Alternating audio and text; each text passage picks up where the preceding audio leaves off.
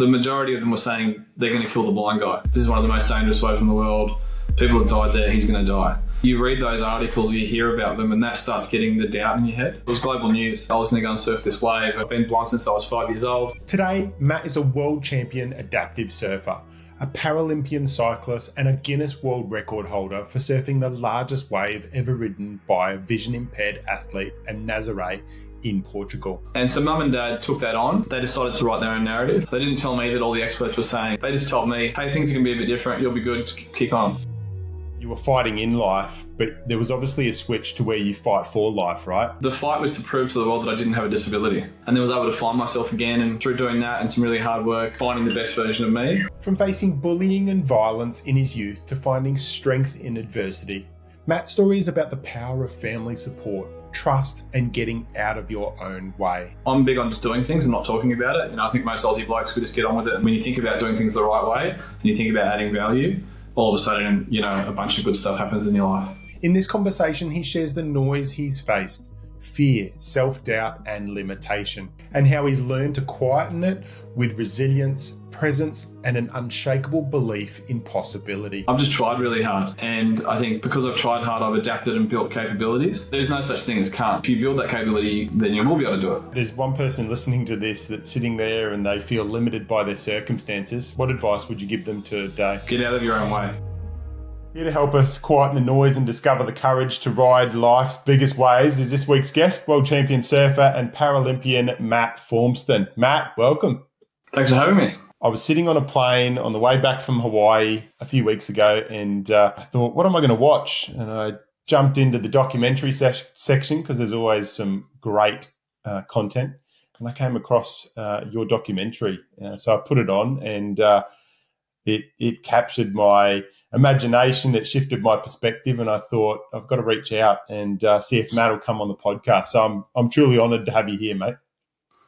No, I'm glad we can make the time. It's always good to have a chat and share whatever story comes out on any given day. Yeah, and I'm sure for those listening, through this episode, it's going to shift their perspective as well. It's going to get them to think a little bit deeper around life. So I'm excited to dive in. Awesome. Matt, you've got obviously going to have a different perspective on life to some. I'd love to know, when you think about the noise of life, what does that mean to you? There's two parts to it, right? The word noise we use in current society a lot in a negative sense, and I think that comes through. So the noise, life is noisy, right? It's busy. I'm a dad, I'm an athlete, I'm a businessman.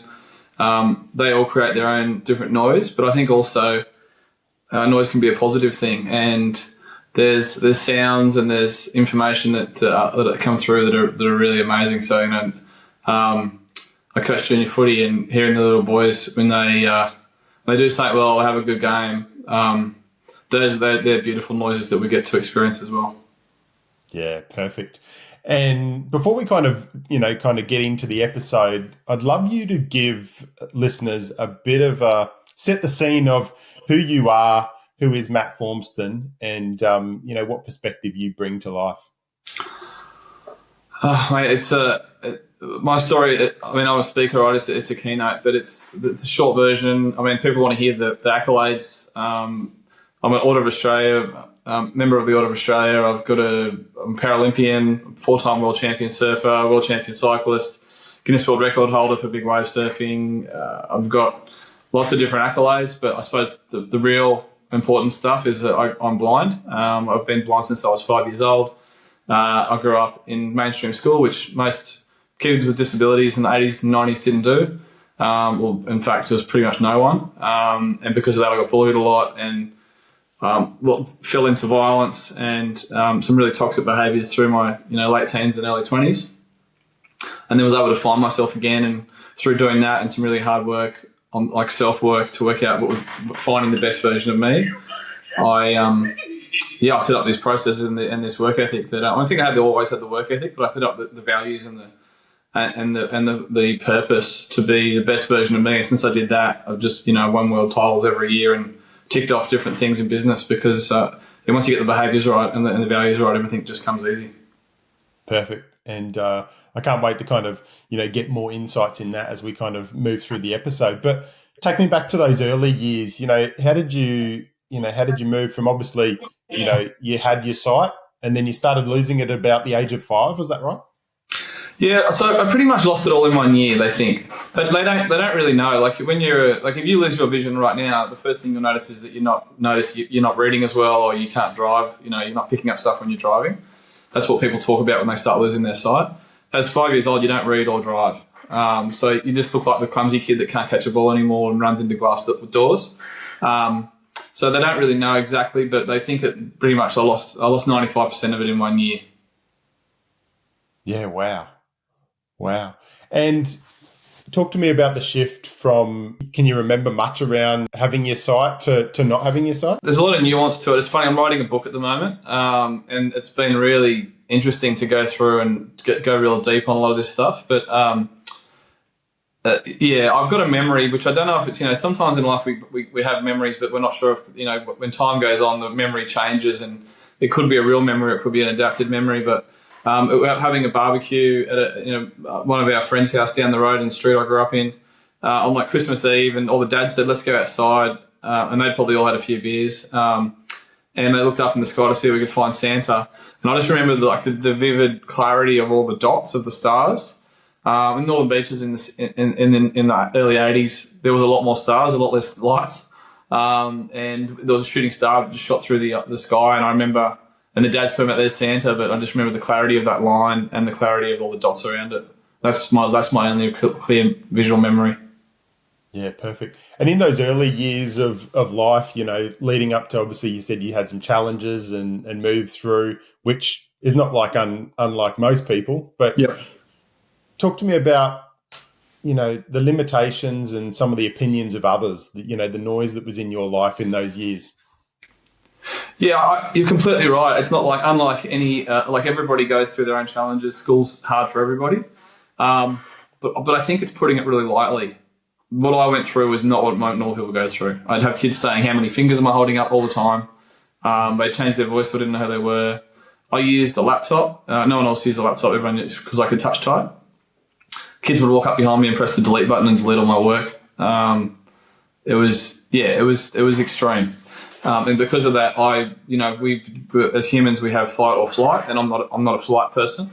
So I found, the way that I could resolve that was the school wouldn't do anything, the teachers wouldn't do anything to these kids. They'd sort of get a slap on the wrist, but then they'd be doing it again the next time. And the only way that I found that would resolve things was to escalate physically. And unfortunately, because of that, I took that into my, as a young adult, and thought that was the way to fix problems. And it took me a long time to work out that was actually probably one of the worst ways to fix problems. But in my childhood, that was so I because of having to deal with all this bullying, and it felt like a way that I was resolving it, but I was actually building these, bad behaviours and a lot of scarring, a lot of internal scarring in my emotions and my psychology early on. But there was so many things, like kids I'd be running with friends at school, and they'd know I was following them as we were running around, and so they'd divert under a tree and then duck at the last minute, so I wouldn't see the tree branch, run straight into a tree branch. Like they're pretty horrendous things. They're not stuff that normal kids deal with. You would have been forgiven to be, people would have forgiven you to just, kind of just calm down into the shadows and escape and just kind of go that this is life, right? Like, but you didn't. I don't know. It's just inherent within me, but I don't believe it is. I think it was built for me by my parents. The way they dealt with my diagnosis, they were told by the professors at Sydney Hospital and all the experts, around that look, your son's going blind. This son that you thought you had all his aspirations for his future, whatever your dreams were for his future and your future as a family, you need to readjust those. You need to reset your expectations. He'll never get a job, or if he does, it'll be very unmeaningful. He won't have many friends in life. He won't be able to play sport. They basically just painted this really grim picture. And so mum and dad took that on, and they didn't really listen to it. They listened to it, but they decided to write their own narrative. But the most important thing I think they did was they didn't tell me. So they didn't tell me that all the experts were saying your life's over, you're not going to do anything, and bring this pessimism to me. They just told me, hey, things are going to be a bit different, you'll be good, kick on. And I think that one act let me be in denial about, or just not realise that the world was giving me this narrative that I had to be this shape or this little, you talked about just fading away into the corner. That was what the experts wanted me to do, is just to fade away and not people have to deal with me. But my parents chose a different path and let me play footy, let me play ice hockey, put me in harm's way, and let me fail. And I think that was the biggest, strength for them. I got bullied. They would have parents saying about them, "You're a bad parent," because, and whispers in the corner and saying, behind their back, they're bad parents because they're letting their blind kid play footy, or they're letting their blind kid play ice hockey or going surfing. And what if he gets injured? And, they carried that with them the whole time, and knowing that people were judging them, but they wanted to give their kid equal right to fail, just like every other kid. That brings tears to my eyes, actually. Just that's a sliding door moment in your life where they hid that from you. Yeah. And I link it to many things in life where people, like it's like when someone's coming towards the end of their life, right? Or if they're diagnosed with cancer or whatever it is, and a doctor says, you've got 4 weeks to live, or you've got 6 months to live, or whatever it is, right? And a lot of the time it takes people's hope away, right? Right. Yeah. Also, as well, it kind of, when someone's given a diagnosis or given something, they let define them, or they go, "No, that's not my story. I'm gonna change." But you just travelled on because you didn't know. You didn't know that dialogue, and what a beautiful gift that your parents gave you in regards to that. They didn't. They just hid it all from me until I didn't find out in most of these stories until I was an adult. Like I got selected to play rep footy when I was 10. I got talent scouted, and then I got asked to come to tryouts. So I tried out. I played and ended up playing in the team. It was for the Manly Seagulls. I'm still a huge fan of the club. The head coach for all the juniors teams found out that I was blind, and despite me going through all the training, being selected, all that, after the first game, and we're talking under 10s back in the 80s, so it was a round robin. One weekend was the whole reps tournament. But I was, it was a dream for me to play against teams like the Magpies and the Balmain Tigers and all these jerseys that you see on TV. But I only played one game, and then I didn't play again. So I always thought in my young brain that I didn't play well enough, I wasn't good enough. Unbeknownst to me, this guy's come over after the first game, found out that I was blind. I was legally blind, and told my coach that I wasn't allowed to play anymore because he wouldn't take the risk. If I got injured, he didn't want to be responsible. So my dad and him basically almost had a blue in the car park. But they didn't tell me any of this stuff, right? They just let me know when I was an adult. So if they told me that then, that would have, it would have felt like I was being excluded from society and, discriminated against because of my disability. And it was still hard because I felt like I wasn't performing. But I think just thinking you're not performing feels like every other kid, as opposed to being told you're different and you're not included. Yeah. And thinking about the challenges that you went through, I look at it, I'm listening to what you're talking about and how you explain it. And it's very much like, you were fighting in life, but there was obviously a switch to where you fight for life, right? Like, so talk to me, was there a moment, or was it just something that slowly built in you? There's two different types of fighting, I think, in my life, and or thriving. And the first part was up until I was sort of, throughout my junior sporting career until I was about 16 years old. The fight was to prove to the world that I didn't have a disability. So I was, I'd do anything to prove that I wasn't blind, which is crazy because I am. But that was in my young head. Like, I refused to learn Braille. To this day, one of the stupidest things I ever did. So I never learned Braille. So I had to just listen and ask questions in class. I've developed a bunch of other skills because I did that. But, that would have been the easy route. But I didn't, because that would mean that would prove that I was blind and I was different. So I would tackle anyone. I would do anything to prove that I was normal. You know what I mean? So in my head, if I didn't tackle the biggest kid, that would mean that I was blind, and my blindness let me miss the tackle. So I'd put my body on the line in front of these kids, and then getting into surfing and ice hockey and stuff later on, and some of the crazy, altercations that I got involved in. I just wouldn't back down to anyone, because I thought if I backed down, it was a sign of me being disabled. So that was my fight, was just to prove to the world I wasn't different. I was the same as everyone else. So I just took that to a crazy extreme level.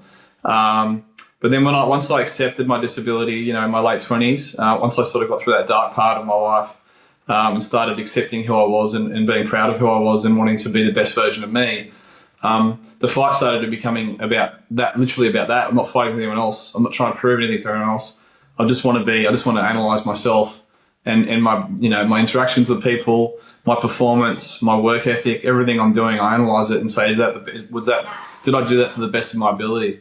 And that's been the new fight that's been going for about 15 years. And that fight has been, has made me who I am. So they're two different things. I think the first one helped me build all this resilience and this work ethic and this discipline. And the second one's really just, elevated me to a world level on multiple stages. I spent a bit of time in the northern New South Wales. We've got a place there, and it's interesting. I grab a coffee. Whereabouts? Northern New South Wales, so Casarina. But okay. I love grabbing a coffee and sitting up at Norrie's Head at Cabarita and watching the surfers in the morning. And, for many years I've sat there and I've gone, surfing, I can't do that, And I'm sure there's people, listening right now that in their life are saying, I can't, right? Now, you're a, 97%, kind of blind. Basically, you're, the blind surfer, right? If I've got full ability and I'm saying I can't, like for me, I look, watch the documentary, I hear you, and I go, good, anything's possible. Yeah, look, I think it is. I've got I wasn't allowed to use the word can't. You used the word can't then. I wasn't allowed to use the word can't in our house growing up. If I said I wasn't able to do something, I'd have to explain why. And my dad was a sales guy, he's a marketing guy, so he had lots of hard conversations. And he always made his team do the same thing. Like if they were having a challenge or something, he'd make them explain it in a really long way with as much detail as possible. And so I'd have to do that as a young kid. Like I'm talking like 7, 8-year-old kid, right? And I'm having to articulate what my challenge is and why what the problem is. And then he would get to the point where he'd say, so you're choosing not to do it, not you can't do it. You're making a choice that you don't want to do it because X, Y, and Z, or you don't currently have the capability because this X, Y, and Z. If you build that capability, then you will be able to do it. So there's no such thing as can't. You just need to either identify if you're choosing not to do it or if you don't currently have the capability, and they're two different things. And by having the conversation and starting to really build out your challenges, like really articulate what they are, while you're doing that, you're already starting to find the solution. Yep. That's perfect. And so talk to me about what age were you when you first hit the water with a board? Well, I grew up on Narrabeen Lake on the waterfront. So we had this little fibro shack in Narrabeen on the lake. So I was in the water from the age of 2. Dad would used to swim around the lake, and I just let go one day. He said, and I was just swimming in the lake, and then swam off to the island and ran around the island. So that sort of my whole upbringing was in water. And then I started surfing when I was about 5 on a bodyboard. So I was already blind when I started surfing. And Dad would push me into waves and he'd follow me in and get me and drag me back out again. And then, Mum, Dad, my brother, had an older brother, and then they started just letting me do different parts of it. So they'd let me start paddling out by myself, and they'd just walk next to me and hear the waves coming and feel them and learn to duck dive and just build all those different components. And then they'd sit with me and let me catch a wave. And then over time, I was just, I think by the time I was 8, I was probably just surfing by myself. I was just feeling everything, all on a bodyboard, laying down. And that's what I started. There's a lot of, there's a whole crew of blind surfers now, different levels of blindness, obviously. But, there's guys that are doing it now. And obviously there was no one doing it back when I was doing it, but there's the whole movement of parasurfing now. But I'd tell them all to bodyboard for a while, because you get to feel, you're so close to the water, and you get to feel it better laying on your tummy on a softer board. And I got to learn how to feel that, that rail in the water. You don't have any fins in a bodyboard, you're sliding, so you have to learn to use the rail. So I did that till I was about 11, and then I stood up, and I've been standing up ever since. I've been surfing, I don't know how long time. Obviously, you mentioned some of your accolades and some of your achievements, but watching the documentary, The Blind Sea, and watching that, we're talking not just, just surfing down the local beach, right? Like we're talking crazy waves, right? Like how do you go from that to surfing? And obviously you got a Guinness Book of World Records for the largest wave surf by a vision impaired male, 51-foot wave in Nazaré in Portugal. Like, how do you go from that? I'm just waiting on that locking in as by any parasurfer, so it's not just blind, it's by anyone with a disability. Okay. But that hasn't been confirmed by Guinness yet, but they're about to lock that in with me. But it's just like anything in life, you build up to it. You don't just go out one day at Nazaré and decide you're going to get whipped into a 50-footer. And for anyone listening that's it's hard to fathom what the wave that big is, but it's essentially a 5-story building. So if you go down the street, you're driving and you can find a 5-story building. That's how big the wave was.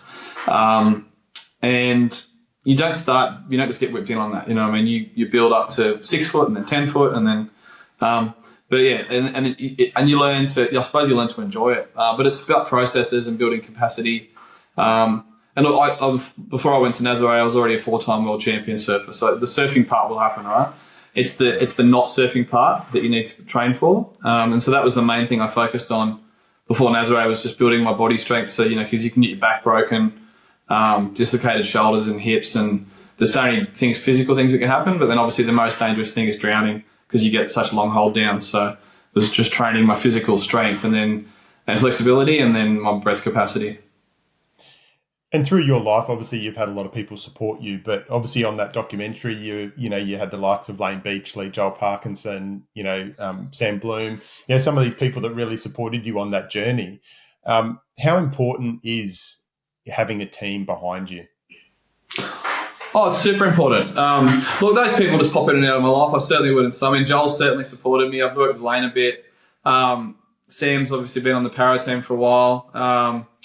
But I think the people that support me is my family and my wife, really, when it comes down to it. Otherwise, I'm pretty autonomous. I go and find information. And the guys that supported me in Nazaré was my team, right? So Dylan Longbottom and Lucas Chumbo that sort of kept me alive over there. But I can't do anything I do without a team. So, with Joel really gave me a lot of info. He surfed his biggest wave over there as well. And he was telling me about how much speed he had and the risks of getting stuck in your board with your foot straps and different bits and pieces that we went through together. And, getting time from those people is amazing. And it's all just part of building, you don't just start, you start on a bodyboard laying down at Narrabeen, in 1/2 foot waves. And then you build up to surfing standing up, and then you eventually do a turn, and then you go bigger waves paddling, and then you start towing in. So it's all just building all these different elements, and then eventually one day it all looks easy on a movie, but there's tens of thousands of hours of work that go into it. Yeah, and watching the documentary when you surfed your first wave there at Nazaré, it would have been easy for you to go, okay, cool, I've achieved this, I've done that, but you were like, right, I'm going again. Yeah. Well, even after my last wave, because it sort of doesn't say it in the movie, but the 51-footer, I didn't make the end of that wave. I got smashed. And the boys had said to me the whole time, Matty, no matter what happens, we've got the best safety team in the world here. You will never have to cop more than one on the head. We'll get to you, don't worry. So I had 4 safety guys, and the processes we had were, it was all dialed in. I had a guy on the headland, a spotter. All the boys had CBs on their chest so they could all hear him and he could sort of direct them. But that wave was so big, I got dragged so far, in a bright orange wetsuit.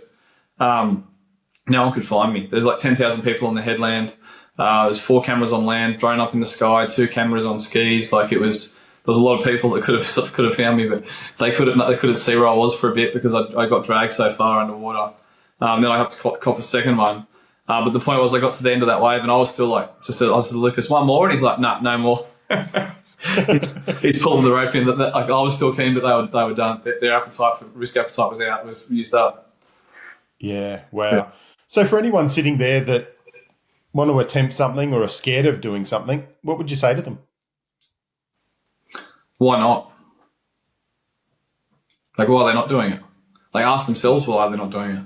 And don't just give a one-word answer. It's what I said before. You just got to start really articulating it to yourself. What are the real challenges? So there's 3 columns to it. the first part is work out what are the real challenges, or what do you think the challenges are. So outline all the challenges. What do you think your hurdles or your barriers are? And then next to that is like with each one of them, you say, is it a real hurdle or is it just a perceived hurdle? You know, would you really die, or is it just a sound, or is it just something else? Or is it? And then you'll probably get rid of 80% of the things, because most of them won't actually be real risk. And then when you get down to the real risks, and you go, cool, what do I need to do to get over these? And by the time you do all that, you'll be like, okay, well, and then you once, what do I need to do? And then the next thing is what's the first step? Like, what am I doing today or tomorrow? Because if you wait until 2 days from now, you're never going to do it. Mm. And talk to me about self-doubt and fear. Do you experience it? It's funny. I talked to you before about growing up. You know, my initial drive was to prove to the world that I wasn't disabled or I wasn't blind. I didn't have a disability. So because of that, that was my fear. My fear was people seeing me as different, or seeing me as blind, or seeing me as having a disability. So I didn't have physical fear because I was reckless with my body and my life, because that was my secondary fear. I was more fearful of people seeing me as different or blind or disabled. So I lived, you know, a good portion of my life with that fear. So I didn't fear getting hurt. Like, I lived with stitches and concussions and broken bones my whole life, and they don't bother me. I've just learned that they're just information. Pain's just information the body's giving you, you know, that you can make a decision with. But I actually had fear, I think, that like other people have, because people talk to me about it a lot when I was out the back of Nazaré. And it came from a couple of things. The world, you know, I'm big on just doing things and not talking about it. You know, I think most Aussie blokes could just get on with it and then maybe talk about it later over a beer.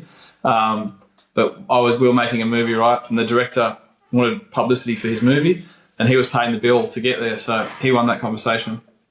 The world media got hold of it, and it was literally, it was global news, and that I was going to go and surf this wave. And the majority of them were saying they're going to kill the blind guy. Like, that wasn't like, isn't this inspirational? This guy's going to go and do this. It was like, this is the risks. This is one of the most dangerous waves in the world.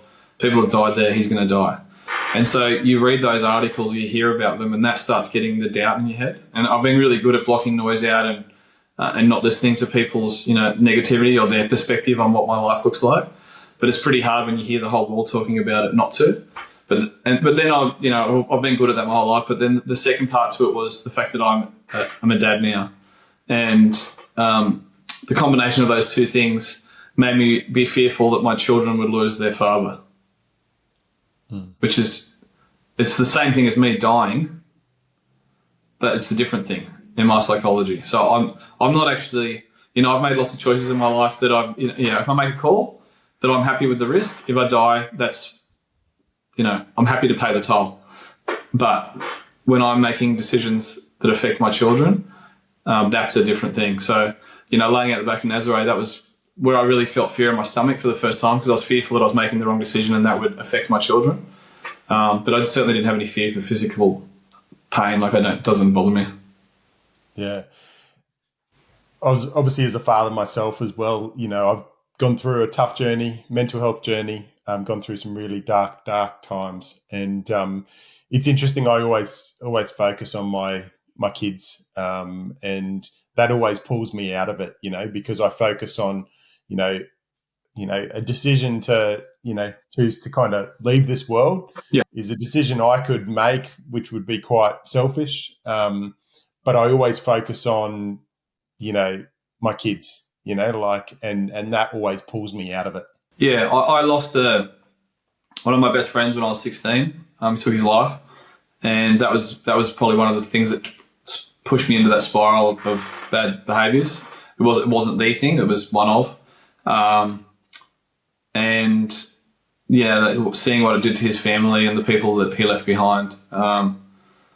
There's always been, you know, when I've had challenging times, think about that and how it affected other people, and the hours I take, you know, I live, you know, part of what I do for a living is taking risks, you know, in very extreme sports. I've just started freediving as well. I'm planning to set a world record for freediving in Greece next year, and the lens that I look at things through is definitely around keeping myself, making sure that I come back to my kids and come back to my wife. Mm. And what do you hope the biggest thing that your kids take away from, you know, how you approach life? just have a crack. Don't listen to anyone else. As long as you're not negatively impacting other people. I'm big on them developing, good values. But just have a try. Like don't ever stop because you think you can't do something. That's the main thing I want them to do, and treat people well. Now, my kids, before they go to bed at night, they say, "I am brave." So they're laying in bed on the pillow. We've just we've turned the light off, about to say goodnight. They say, "I am brave. I am inquisitive. I am grateful. I am kind. I am happy." And they say their name, which is their identity, and that's the last thing they do before they go to bed at night for 12 hours, 10 hours, and I believe, and then we go through, we don't just say the words, they go through, they might say to me, I say to my daughter, like, what does brave mean? How are you being brave? Or I'll say to my son, how are you being inquisitive? Like, are you really asking good questions? And are you genuinely interested in what's happening? Are you breaking things down? And I believe that if I can make them be experts in values and behaviours, they can be whatever they want in life. Because once you get the values and behaviours piece right, the skills part's super easy. So, I don't want them to be world champions in anything or, business leaders. I just want them to be happy and contribute. Like, always think about how you're adding value, whether that's in sport or business or in your family. Just, do things that add value. And when you think about doing things the right way and you think about adding value, all of a sudden, a bunch of good stuff happens in your life. Yeah. Great lessons for those listening as well. Matt, talk to me about, obviously through all your sporting, cycling, surfing, league, talk to me about your perspective around, those that, they would say they've got full ability, full sight, full senses. What do you think are some of the things that they actually miss out on that you've actually honed in on because you've had to? You talked about Lane and Joel before. Like when I've got goggles that simulate my vision. And I've got them. I've got a bunch of other surfers to surf, but those two in particular, they're multiple world champions. Probably two of the most famous surfers in the world. When they surfed with my goggles on, they said surfing changed for them. They were more connected. They talked about being more connected and feeling their feet on their board, and feeling themselves float through the ocean, like they felt like they were going through the air. So surfing, although they probably see surfing the way most sighted people will never see surfing. Their level of vision and their level of, interpretation and reading of waves is at a level that most people will never even dream of. But then because of removing that sense, where their predominant sense to be able to read a wave is sight, removing that enhanced that other sense for them. So, and I think that makes you more present. And that's the main thing that I think I've developed, which has given me a big edge over other people in business and in sport, is just being really always being present. I have to be 100% present right now. Like in the classroom in school, I couldn't go home and read that chapter and catch up like other kids could just ignore and muck around and then go and catch up on the chapter. Like I could never do that. I had to listen in class, or if I went home, I'd have to ask mum to read it for me, which is, making her do more work. And so in surfing, I'm just present with what's happening under my board right now. I'm not looking down the line at what's coming. I'm just surfing what I feel under my feet right now, and trying to understand what the wave wants to do down the line by what I'm feeling under my feet. So, and in footy, it was just, one tackle at a time. I could just follow the breadcrumbs, and I could sort of see where the boys were running and get there. And once I got close enough, I could sort of see where the ball was. So it's just always being about present right now and what's happening right now.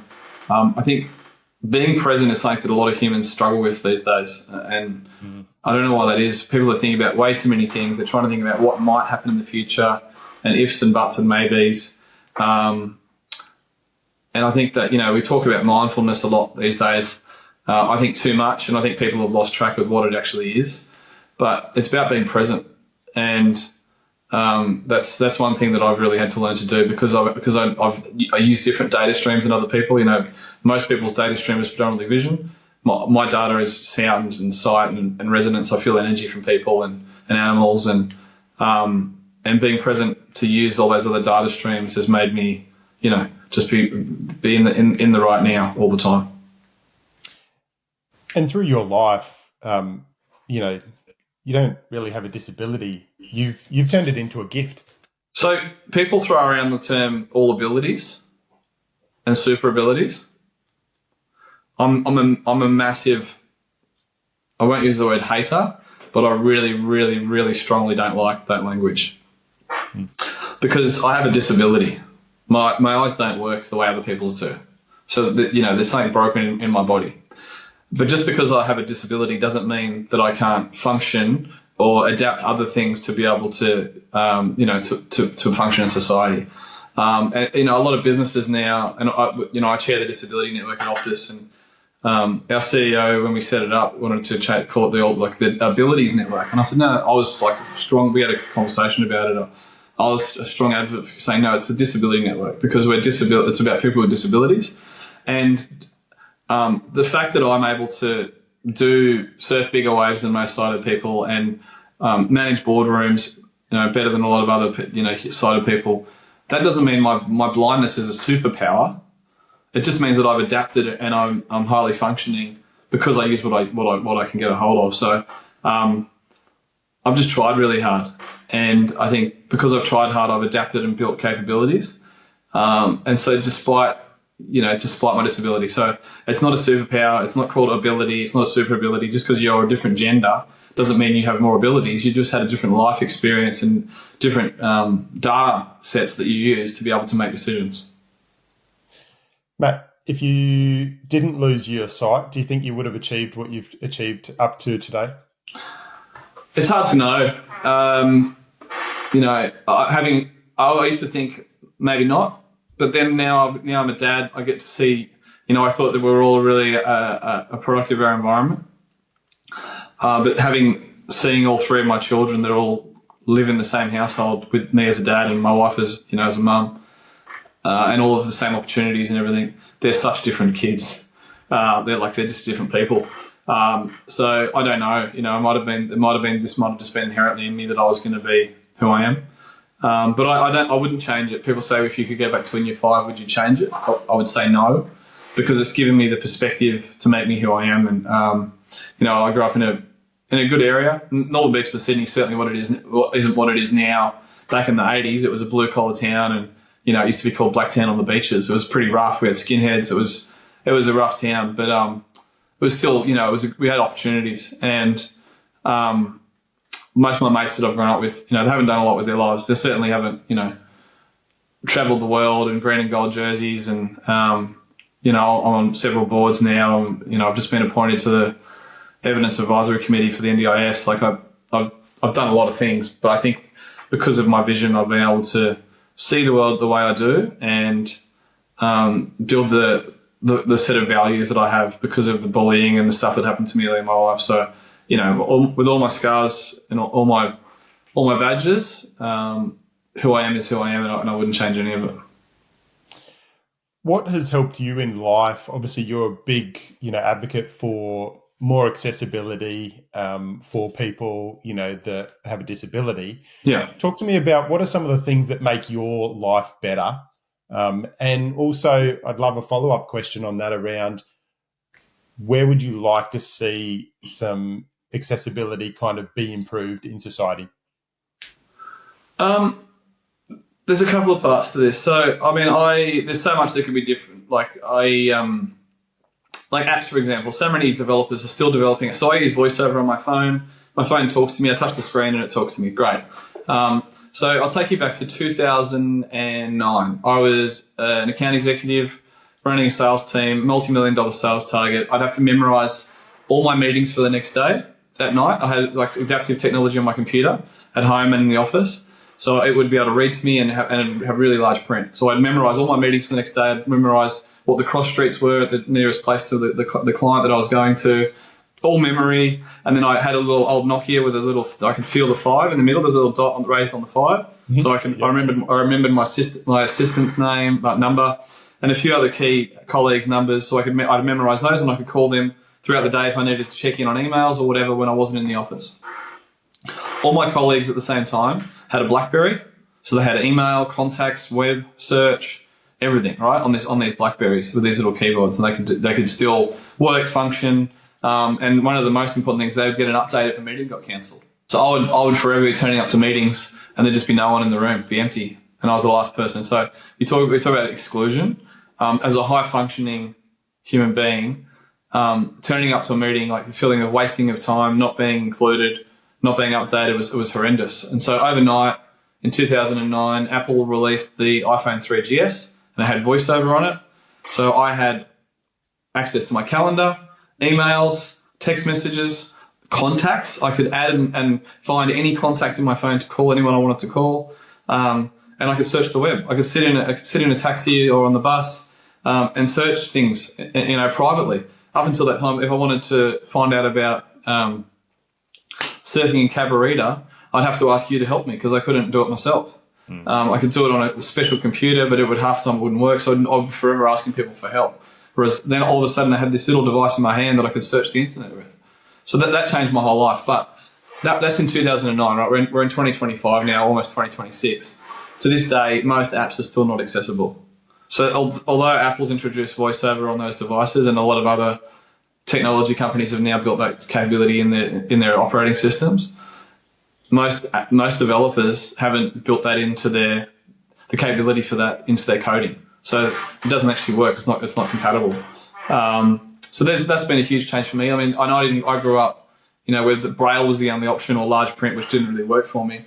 Now, any kid with a disability can have an iPad or an iPhone and it reads all the text they want, which has it's been a huge game changer for me in my career. I can read board papers now properly myself and mark things up, and that's been huge. But going to a toilet, I don't know which one the toilet is, on the right or the left. I can sort of hear the sound, and I try and I can see a little bit, so I try and work out if that was a male that walked out or a female based on their shape, and then I'll walk in. But I've walked into so many women's toilets. But I was in Tokyo last year, and this is the only one I've ever heard of in the world. There's this toilet in Tokyo airport, and on the outside of the, as you go in, with public toilets in shopping centres or in airports, there's that little, you go into the corridor, and then there's on the right or the left, there'll be women's. It actually says out the front in Japanese and in English, this is the toilets. The first door on the left is the women's, and the first door on the right is the disabled toilet, and the second door on the right is the men's toilet. Wow. Like, they're simple things, right? And then I went to a surf camp last year in Sumatra, really remote place. We flew into this tiny airport, then drove 6 hours north through the jungle to get to this place. But the lady that runs it, it's called Amy's Place Sumatra. Anyone's a surfer, go there. It's an epic place. But Amy knew that I was coming. She knew who I was. She knew I was blind. And she's got, instead of giving everyone plastic water bottles, which is bad for the environment, she's got filtered water there, and everyone gets a stainless steel water bottle when they arrive. And she puts a little name tag on your water bottle. But she worked out before I even got there, Matt won't be able to read his name on the water bottle. So she was walking along the beach, and she just saw a little piece of sea glass, like a glass that had got rounded off on sides. She stuck the piece of glass to the side of the stainless steel bottle with a piece of sticky tape. So then I could just pick the bottles up on the table, and I could feel which bottle was mine. So you can have these crazy high-tech things like Apple's introduced, or you can just be super low-tech and make things, and like the feeling of being included, or for, the feeling of care, that she cared enough to make that adjustment for me before I even turned up, was pretty awesome. Like, the first morning she arrived, she said, "Hey Matt, this is your bottle, and this is what I've done." And it's more about the thought behind the people actually trying and realizing that other people have different accessibility needs and trying to make some sort of compensation. And makes you feel, felt, seen, heard, Yeah. Yeah. And included, right? Yeah, for sure. But a simple one for any business person, you might think, well, I don't send it because images, if you put alt text, I don't know what alt text is, but if I'm listening through a document and it's got images in it, it'll just say image, or it'll read the name of the image out. And most of us save images in businesses as 1258997.jxk1159 _, there's all these characters, and I have to listen to that. It reads out the name of the file to me. What you can do is, so then when people started saving, people that cared would save the name of the name of the image as a person sitting under a tree looking happy with the sun on the left, .jpeg. So then I could hear, that would give me a description of the image. But now there's a thing called alt text where you can actually just do accessibility. In Outlook, most tools have this, alt text where you can just put a quick description of the image on your, and so I say that to people and they say, well, I don't send images. And so my response to them is, do you have an email signature? Yeah. And do you have a banner on your email signature? Because every time I listen to a person's email signature, I have to listen to 10.95jxk9, like 25,000 characters before I can listen to the next bit of their of this email. So, there's simple things that we can all do, but they just require a bit of care. Yeah. Matt, in your daily life, what are some non-negotiables? Obviously, you're a big person, on mindset and, obviously health, fitness, keeping yourself on track. What are Yeah. your non-negotiables daily? Look, my non-negotiable full stop is trust. I've had some significant trust breaches in my life. I had money stolen off me by a surf coach. I was blackmailed by one of my tandem pilots when I was cycling. He sent me an email, wanted half the money I received from my sponsors that year, or he wouldn't compete with me. And I had some really toxic partners, relationship partners before I met my wife. And I've sort of identified now that trust is the foundation of everything in my life or anything in anyone's life. Like if you have trust in us with your client base, they'll buy products off you. If you have trust with your team, they'll do whatever they can for you. If you have trust with your partner, you can do whatever you like, and you both back each other up. As soon as you erode trust, everything breaks down. So that's what I sell in my business. I got an executive coaching business and a speaking business. The main thing I talk about is trust, and I believe that trust is the foundation of high performance. Like it's literally the bedrock. If you get that right, then you can get anything right. So that's my non-negotiable, trust. Like you can break things, get things wrong, make mistakes. But if you breach my trust, I won't work with you anymore. Yeah. And for people there, obviously touching on trust. Yeah. How do people build trust in others? So every interaction we have either builds or erodes trust. There's no such thing as neutral trust, because even doing something that is not different will build trust because you've been consistent. So it's about being consistent. It's about doing what you say you're going to do. And if you can't do what you say you're going to do, then let people know. So this is not, I'm not able to do this because X, Y, and Z. Don't just let the time go when you said you were going to do it by, because that will erode trust. But the other part of trust as well is I think we talk about a lot of trust and it's all about other people. One of the biggest issues that most of us have is trust in ourselves. So, this trust as the bedrock of high performance. If you don't trust yourself and your capabilities, you won't perform. So when you talked about before about saying, I can't, and having challenges, when you start going through the barriers you think you have or the obstacles you think you have, and then you start looking at what capability might be required to do that or overcome that, you'll probably see that you have that capability within yourself, but you just didn't trust yourself to do it. So there's trust for other people, there's trust for partners, there's business partners, there's trust for clients, but there's also parts of trust, trusting yourself and trusting your team, and trusting that you have the capability, which you probably do. That's a great point there. I think from a trust perspective as well, it takes a long time, or it can take a long time to kind of build, but it can be eroded in an instant. Yeah. Correct.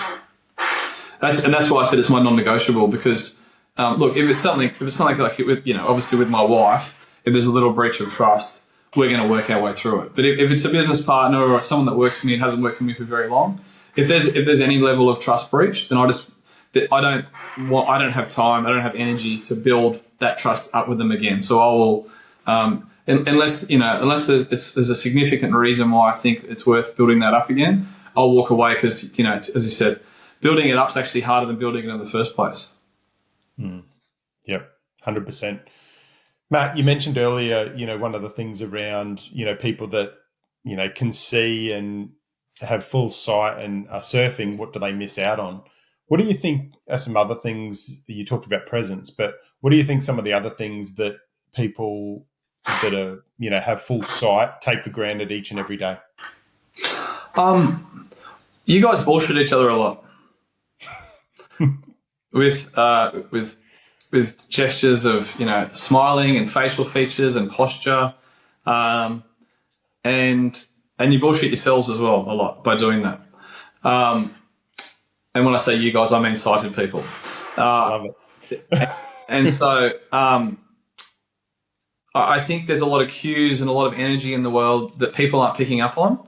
And then also they're learning those behaviours and then they're projecting those back out into society.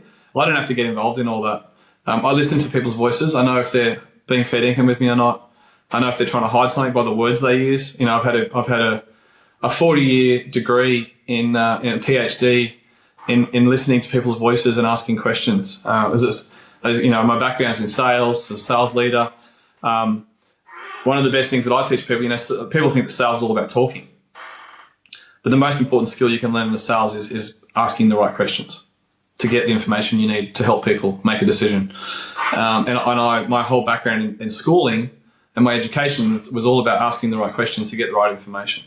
So I think we can all get better at, picking up the cues that are there that aren't visual, and then being fair income with ourselves and with other people. Yeah, I love it. So if there's one person, listening to this that's sitting there and they feel limited by their circumstances, what advice would you give them today? Get out of your own way. And what are some of the questions you think people need to ask themselves then to get out of their own way? Well, they'll probably be blaming, and this is hard. This is a hard thing to say to people, but I coach a lot of people, right? And whether it's people that have got disabilities that are really down and can't see a way out, or people that are running significant, like multinational, like CEOs running businesses, and a lot of it comes down to self-trust and self-doubt, and people not believing that they can do something, or worrying about what other people are thinking about what they're going to do. So it comes back to that little exercise I said before, like just think about what it is that you want to do. And if you're really down and you're thinking about, how you perceive yourself and how others perceive you, then how would you like to be perceived? And look at, if you look at yourself, let's give yourself a 3-year plan. So in 3 years' time, I would like to be able to, when I look at myself, think about myself in this way. And look, if I looked back to my mid-20s, I'm not proud of who that guy was. He was not a good human being. It wasn't the worst human being in the world, but it certainly wasn't someone that I'd be super proud of. And that worked. I worked on myself for 2 years. So from 2008, 2010, I just looked at myself really hard in the mirror. Can't see myself in the mirror. But took all the filters off, took all the bullshit away, and just went, am I being the best version of me? And did that really hard for 2 years. Like every interaction I had with people, with myself, making excuses about why I wasn't doing something. I just stopped, I started really calling myself out on the excuses that I made. And by doing that, because I had this vision of who I wanted to be, and it was all down to me wanting to be a good partner. I wanted to find a life partner. I wanted to find a wife. I wanted to be a dad, and I wanted to be a good dad. And when I looked at myself, I wasn't, if I was being honest with myself, I probably wasn't the bloke that someone wanted to marry, and I certainly wasn't the bloke that would look after kids. So I did this work, and so if you look at yourself and what you want to be in 3 years' time, and then work out what do you need to do to be that person, and then you've got your list of things you need to do, and then just start working on doing those things. And if you're being honest with yourself every day around that long-term plan of who you want to be, are the things you're doing throughout your day, are you getting up at the right time every day? Like, are you laying in bed not doing stuff? Are you going to bed early enough to get the sleep you need to get up and do those things? Like, there's so many things we do every day that we all take for granted, but you need to look at, if you're really serious about being a better version of you, you need to look at everything you do, and is that the best thing you can do to be the best version of you? And it's really hard work, and you not necessarily go as far as I went with it. But you can certainly, there's somewhere in the middle there that I think most people could do a bit better and take more accountability for their behaviours and their actions. And yeah, you might have some challenges, and the world might look pretty grim right now. But I think if you think as well about, if you do that work and in 6 months' time, well, you talk about someone dying of cancer, but you may not. There's a chance that you might not die of cancer in 6 months' time. So why not live the life that you could live, the best version of your life you could live for the next 6 months? And see what happens in 6 months' time, because you might look back and think, well, I was wasting my time. Yeah, that's awesome. Tell me, Matt, on that, what's one thing that you're discovering or working on with yourself now? Yeah. To kind of evolve into future you? My role right now, I work full-time at Optus in a sustainability role. I run sustainability for Optus Enterprise. I'm the chair there of the Disability Network. I run a bunch of other senior projects.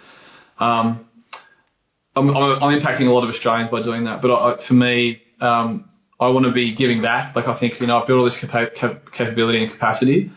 So my goal right now is to be on some significant boards in Australia to really impact as many, Australians that I can, and global citizens as I can, and make as many changes as I can in my career. So that's my focus, is to look at how can I get in the most senior positions that I can get into to make as many big impacts to make the world a better place. So that's where I'm at. And if I just keep doing what I do and working full time in my current role, I'm doing some good stuff, but I can do better things. So I've just realised this year that I've been doing that for a while now, and I need to make some steps towards setting up this career for myself that adds more value, because at the end of the day, I go to work to feed my family and put food on the table and pay the mortgage.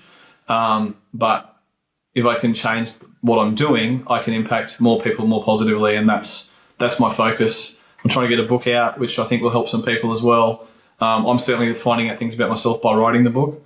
And I've just started making a new movie as well on freediving. So I'm working on I've got a current goal of having a Guinness World Record for the largest wave and the deepest freedive consecutively. So that's a goal that I've physically got in my sporting world.